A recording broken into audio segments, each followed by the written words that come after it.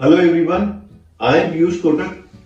आप क्या थे, आपके पास क्या रिसोर्सेस हैं, उससे कुछ लेना देना नहीं है। आप क्या बनना चाहते हो, आप क्या बनना चाहते हो, it's just a matter of your choice what you want to be. Sonu नाम का लड़का था, उनकी सिटी में क्विज कंपटीशन हुआ। सोनू ने अपने स्कूल को रिप्रेजेंट किया। लगभग 50 स्कूल पूरे शहर के पार्टिसिपेट कर रहे थे। और ये जो स्कूल में सोनू पढ़ता था वो एक एवरेज स्कूल था, लेकिन सोनू की मेहनत, उनका दृढ़ निश्चय लोगों को लगता था कि उसे सफलता की तरफ लेके गया। सोनू ने मेहनत तो की थी, लेकिन सोनू ही बताएगा कि उसकी सफलता की मंजिलें कहां से निर्धारित हुई। क्विज कंपटीशन हुआ, स्कूल का फर्स्ट नंबर प्राइज मिला।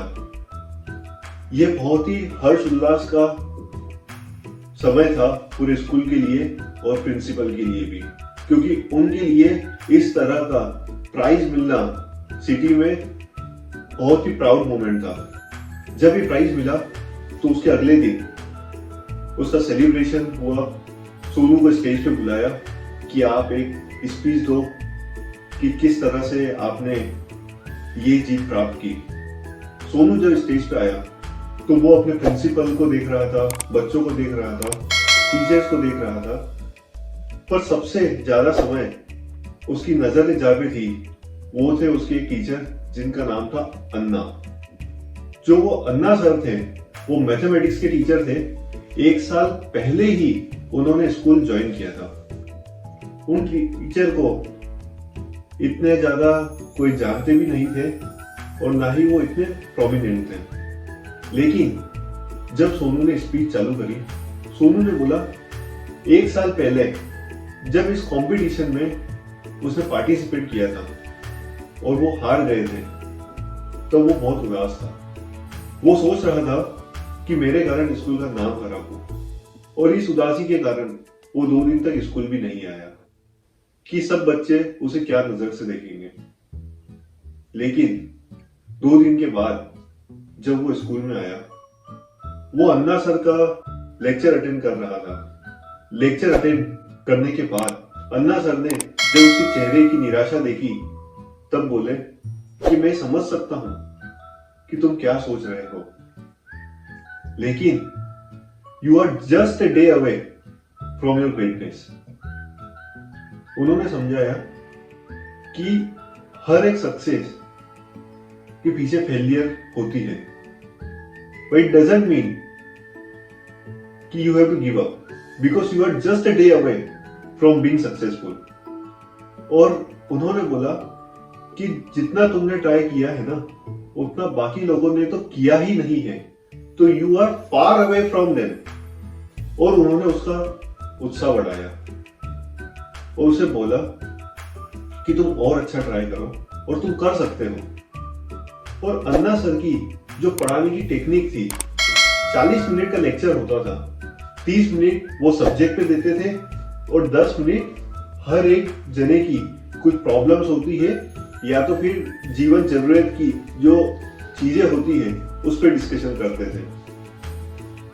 ये पढ़ाने का तरीका बच्चों को भी काफी पसंद आता था, लेकिन कुछ टीचर्स जो एक्सपीरियंस थे, जो एक्सपर्ट कहलाते थे उस फील्ड के, वो उनसे जेलस फील करते थे और हमेशा अन्ना सर को बोलते थे कि तुम इस तरह से अगर पढ़ाओगे ना तो तुम्हारा सिलेबस भी खत्म नहीं होगा और हो सकता है कि थोड़े टाइम के बाद तुम्हें नौकरी छोड़नी पड़े।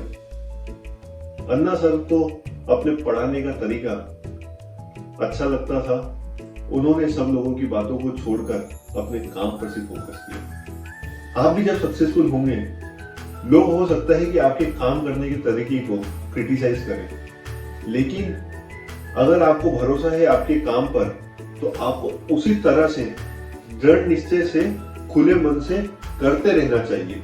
ये जब कहानी सोनू सब बच्चों को स्टेज पे बता रहा था तो सबके अलग अलग एक्सप्रेशन थे। प्रिंसिपल जब ये सुन रहे थे तो उन्होंने अपनी नजरों को चेंज करके अन्ना सर को निहारने लगे।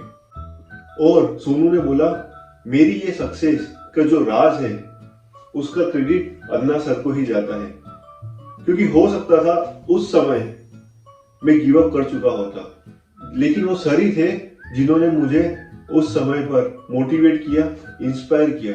और उनका जो लेक्चर में 10 मिनट का जो समय रहता है ना, वो हमेशा मेरे जीवन को बेहतरीन बनाने में हेल्प करता है।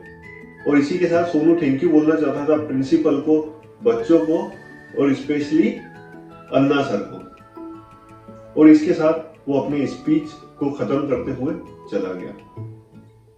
इसके बाद प्रिंसिपल आए, उन्होंने अन्ना सर को निहारते हुए बोला कि सर ये जो आपके 10 मिनट है ना, अभी तक आप क्लास में देते थे, आज आपका वो 10 मिनट हम चाहते हैं कि इन सब बच्चों को दें। अन्ना सर स्टेज पे आए। इसके पहले अन्ना सर ने कभी भी कोई स्पीच दी नहीं थी, तो वो थोड़े से शिवर कर रहे थे, घबराए हुए थे। इन्हें देख के दूसरे टीचर्स सोचने लगे कि ये कैसे बोलेंगे। थोड़ी देर हुई, अन्ना सर ने चालू किया। उन्होंने बोला कि जैसे एक चेस बोर्ड होता है, उसकी जो पहली लाइन होती है उसमें राजा होता है, रानी होती है, वजीर होता है, हाथी होता है, घोड़े होते हैं। लेकिन सेकंड लाइन जो होती है उसमें प्यादे होते हैं। वो बोलते हैं कि जीवन में कुछ लोग उनकी फील्ड में परफेक्ट होंगे, कुछ ग्रेट होंगे और कुछ किसी के साथ रह के ग्रेटनेस उनकी दिखेगी। जैसे कि राजा एक ग्रेट पर्सनालिटी रहते हैं, रानी राजा के साथ रहते हुए वो भी उसमें ग्रेटनेस छुपी हुई रहती है। लेकिन जो प्यादे होते हैं वो आप और हम जैसे एक साधारण से इंसान होते हैं, लेकिन वो 6 कदम अगर वो प्यादा सही से चल ले तो वो भी ग्रेट पर्सनालिटी बन सकता है। तो इसी के साथ अन्ना अपनी स्पीच खत्म करते हैं। सभी लोग उन्हें निहारते रहते हैं और एकदम से अपनी चेयर से खड़े होके उन्हें स्टैंडिंग ओवेशन देते हैं और तालियों के साथ गड़गड़ाहट पूरे स्कूल में गूंजने लगती है।